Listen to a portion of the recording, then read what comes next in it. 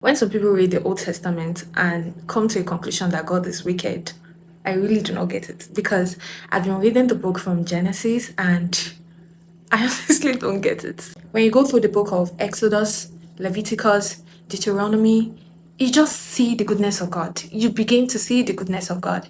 And there is one thing that is so evident from reading these books is that God does not like sin.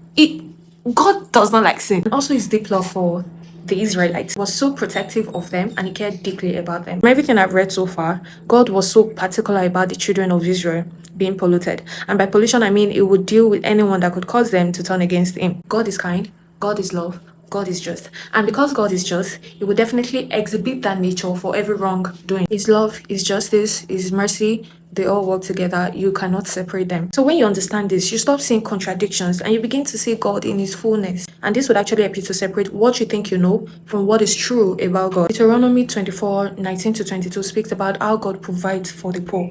And only a God who genuinely cares about his people will do that. And there are so many examples like that in the Bible of God providing for the poor, the helpless, even the women in the Old Testament who were not entitled to inheritance. So it's really important that when we read the Bible, we read it with an open heart and not just trying to analyze things logically, but we're trying to understand the intentions of God, right? When you read all of this, you begin to realize and see how God did everything in order for us to have access to him so we can have a relationship with him because God loves you. He definitely loves you.